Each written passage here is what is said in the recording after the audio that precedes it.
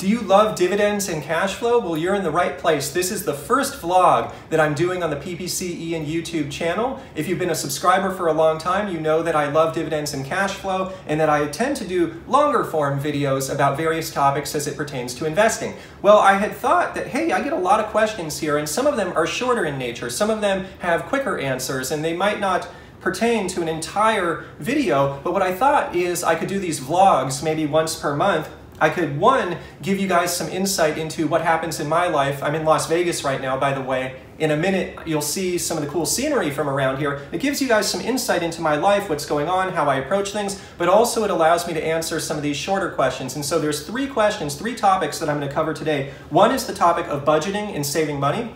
A really timely topic, especially that I'm in Las Vegas, which is a city known where I have a history of spending some money here, so I'm excited about that one. The second video today is how much money is required to start. Hypothetically, if I were starting over, how much money would be required? It's a lot less than a lot of people think. It's a lot less than the media will lead a lot of people to believe. And I think there's a lot of misinformation out there. So I'm really, really excited about that message because I get a lot of questions and a lot of people concerned about starting. And so I think that will be a very timely topic for a lot of investors out there. And then the third topic is about currencies.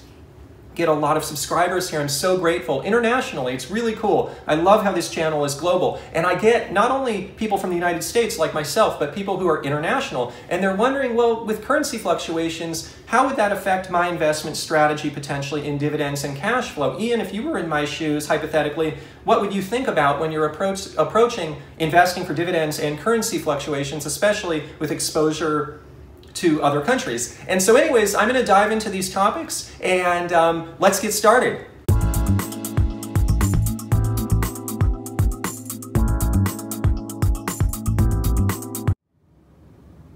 Hey everyone, Ian here from ppcian.com. This is my first vlog. I just had to start vlogging. I promised everyone I was going to do this when I hit 3,500 subscribers. Now I'm all the way up to 5,000. So this is my first dividend investing vlog. So as you can see here, I'm in beautiful Las Vegas. It was a long, long day of travel. I'm really tired. I'm here. I need to get some sleep, but I wanted to do this vlog. I'm going to be speaking at a conference here tomorrow, so I'm really excited about that. And the Ian of the past, when I would come to Las Vegas, I would spend some money.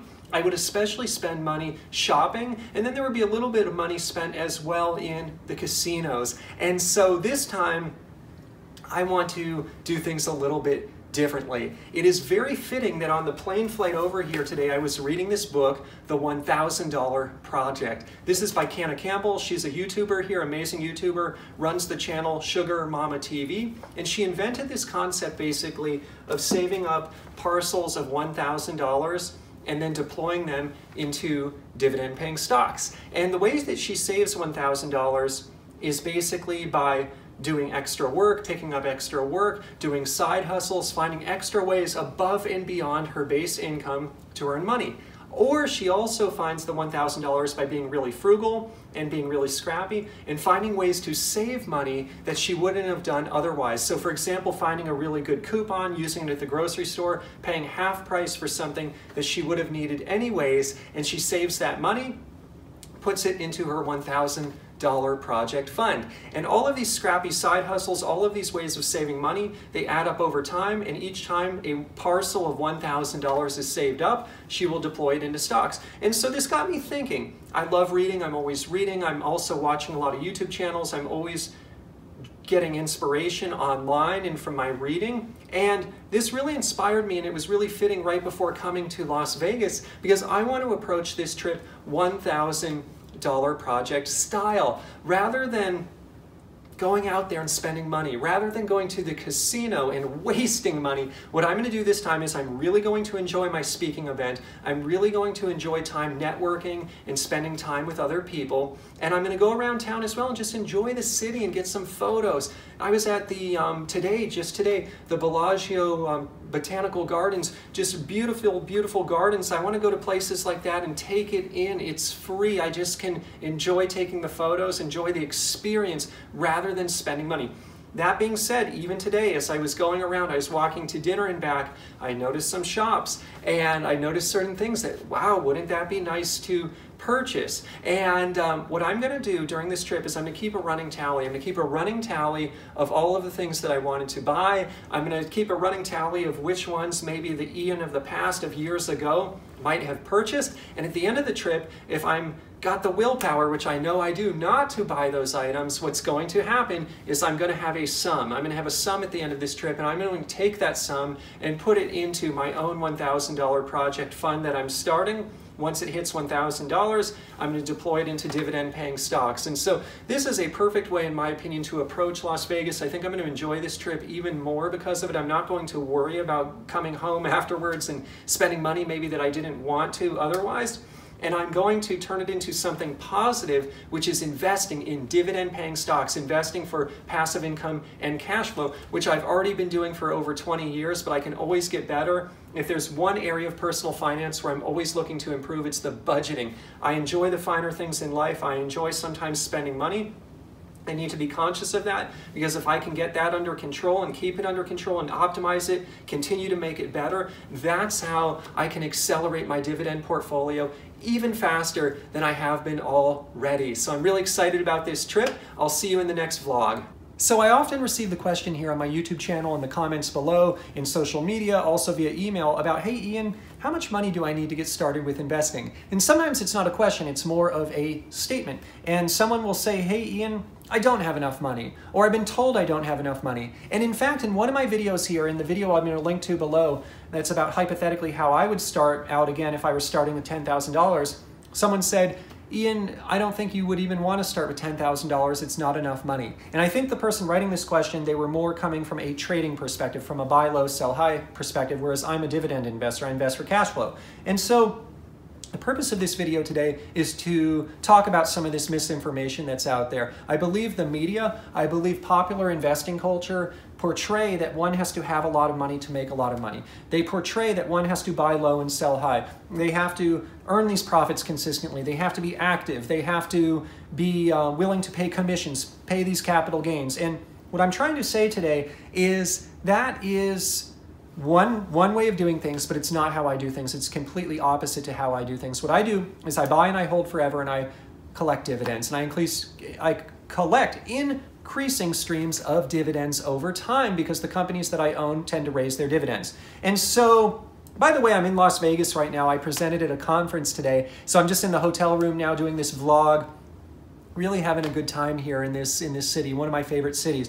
But anyways, let's take an example. So General Mills, just to make things easy right now, I think one could start with as little as $250. And why is this the case? Well, General Mills, I'm going to link to in the description below, I have a video about this, offers a dividend reinvestment plan. One can start with that dividend reinvestment plan with as little as $250. And there's a one-time setup fee, I think it's like $14. For the purposes of math today, I'm not going to include that setup fee in my math. And also, I'm going to assume General Mills has a dividend yield of 4%, even though the dividend's higher than that now. I just want to make my math easy. 4% yield on $250 is $10 a year. So I could theoretically get started with $250 and have $10 a year in cash flow coming in my sleep for doing nothing. That is a pretty amazing deal to me, especially when $10 a year could basically pay for 2 visits to Starbucks. Full disclosure, I am long on both General Mills and Starbucks, ticker symbols GIS and SBUX. I own both of those in my portfolio.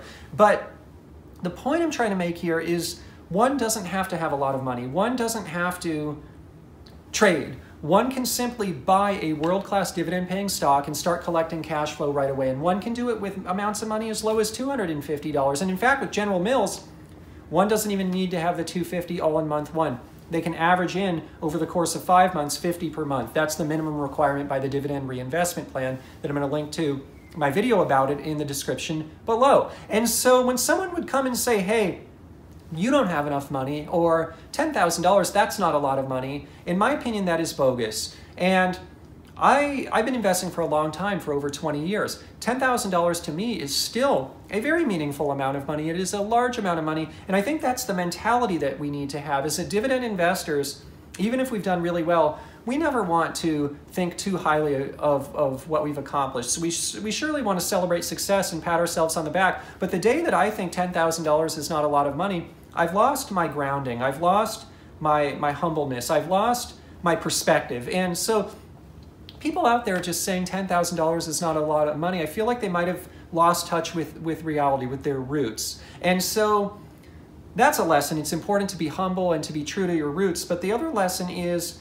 look, even to this day, I like to get money working for me right away when I have money. And so sometimes I'll have as little as $250, and as long as my commission is no more than 2% of my purchase price, I like to get the money working right away. So I'll make buy orders even to this day, as long as the commission is no more than 2% of $250. I'll do that. And that isn't a huge consequential amount of money in the scheme of my portfolio right now, but you know what? It's the process. It's the process of buying. It's that rigor. It's that dedication. It's the determination. It's getting the money working for me. And the sooner I get it in, the sooner it's working, providing cash flow. And look at this. General Mills with their dividend, it's only over 4% now, but 4% range, so about $10 a year on that first investment. That will grow over time. Dividends get increased. Dividends grow. And so again, I don't want to spend too much time today because this is just a vlog. I'm trying to keep these shorter. But the purpose of this video is for folks out there who are feeling discouraged, not having enough, or for folks out there who might have lost touch with reality, feeling like $10,000 is not a lot of money. $10,000 is a lot of money, and to get started with investing when one approaches things from a dividend perspective, as little as $250, in my opinion, is a wonderful way to get started. Hey everyone, so it's my final day right now in Las Vegas. Really excited to get home to the family, to my wife, to my kids. It's going to be wonderful. So I'm just going to check out in a few minutes. But before I do that, I wanted to do my third vlog in the series. And the third vlog that I wanted to share in this particular video is about currency fluctuations. So I have a lot of international subscribers, and I'm so grateful for that. By the way, if you like this content, you like this channel, please subscribe, like, comment. That is the greatest way you can thank me. And I'm trying something new here with this whole vlog series. If you like it, let me know. If you don't like it, please let me know. I like to adjust the videos and what I'm doing here on YouTube based on feedback. And so you will not hurt my feelings. If you don't like it, let me know. But if you like it, let me know. That will help as well. And so, currency fluctuations. The question goes like this. Hey, Ian, I live somewhere other than the United States, and I pay the bills in my native currency. And when I'm investing, Ian, how would you approach that if you were in my shoes? And so I think the genesis of this question is a lot of good companies are based out of the United States, and if I invest, let's say I was international and I didn't live in the United States, I was investing in the United States, there's fluctuations between the United States dollar and other currencies. They're always fluctuating up and down. And the question becomes, well, if I want to live off of dividends, or if I want to pay some of my bills off of dividends, or even if I want to fund some of my dreams from dividends, maybe I want my dividends to pay for my family vacation each year. These are some of the use cases that someone could want dividends for. Well, if the currencies are fluctuating, one year in my native currency, the amount that I earn in dividends could be wildly different than the next year. And so this is true. I think this is a really, really good question. It's not something I had thought about before. And so a little bit, because I have some pure play international stocks, but most of the companies I own are based out of the United States. And so it's not something that has been a active issue for me in the past, but I can see how this is a real concern and how this is an issue potentially for someone internationally. And so I don't have the answers, but what I do have is a framework. I want to approach this three ways. First and foremost, one has to think, what is their ultimate goal? In my case, the ultimate goal is paying bills with cash flow. And so if that's the ultimate goal, oftentimes, well, what currency are the bills denominated in? They're probably denominated in the same currency as where one lives. And so one needs to think about that when making investments. One needs to think, hey, if I need to pay the bills in my currency, it probably makes sense to have a reasonable amount of my dividends coming in that very currency, because that's how I'm going to pay the bills. And so that's point number one. That being said, point number two is a little bit contradictory. If the number of investment opportunities in my native currency were not very good or not very great, or maybe they were good, but I see even better opportunities elsewhere. I see better opportunities in other currency denominated securities, dividend paying securities. Well, I wouldn't miss out opportunities. For me, I always gravitate towards quality. And I gravitate towards quality because my investment time frame is forever. And so first and foremost, I would want to have my cash flow coming in my native currency, but if I could not do that in the sense that I was foregoing opportunities that might even be better companies elsewhere, I wouldn't let that get in the way. I wouldn't let that get in the way. And so the fact of the matter is I would be willing to absorb some of that volatility. I would have to plan for it. I would have to know, hey, on any given year, my dividends may be up or down quite a bit in my native currency because of currency conversion rates. And that would be something I would have to live with, but I would be willing to live with that because I like quality. But that said, you've seen this on my channel probably. Oftentimes there can be opposite things that both make sense to me. And so one has to, it's a game of weighing, it's a game of balancing. And so the third point though that I would make, and this is something if you follow economists, they say this a lot, reversion to the mean. There will always be a reversion to the mean. And what this means is if one currency is up here, one is down here, they will fluctuate, but they'll always kind of revert to the mean in terms of the currency conversion rate. And so, of course, if one is investing in companies that are denominated in currencies that are world-class, globally stable currencies. Obviously, if one's in an unstable currency, that's a different story. But if one's in a kind of a well-known, reputable, global, stable currency, reversion to the mean in general will happen over time. And what this means is, yeah, there's going to be currency risk year to year, but over the 10-year period, in my opinion, it kind of mitigates itself away. That being said, if I were in this situation, and quite frankly, in any situation with financial independence, before one takes the leap either to full financial independence or even partial, it's always good to have a cash buffer, to let some of the dividends accumulate in a cash buffer so that if one does experience these currency fluctuations, they have that buffer ready to deal with whatever's coming in the future. So certainly for folks who are not based out of the US, there are potentially some of these challenges, and I think it's something we're thinking about. I don't know the answer, but these are three ways I look at it. Now, one interesting way also of looking at it is most of the companies I invest in the United States, they also have global operations. And so even at a company level, within the company, they're dealing with currency fluctuations, and their earnings some quarters are higher or lower based on those currency fluctuations. And so that's another way of looking at it. Like, let's say you're somewhere in Europe. You own stock in a United States company. That United States company most likely is selling products or services back into the European country that you live in. And so what's interesting is there's kind of conversion happening back and forth, and that's a hedge in some respects as well, just in the company itself. If one owns that international company, some of those fluctuations get hedged even within the company itself. So obviously a complex topic, but a really, really good question. There's no one right or wrong answer, but I at least wanted to provide a framework about how I would hypothetically think about these things. So this is the end of my first vlog series. I hope you enjoyed it. I want to add a friendly disclaimer here.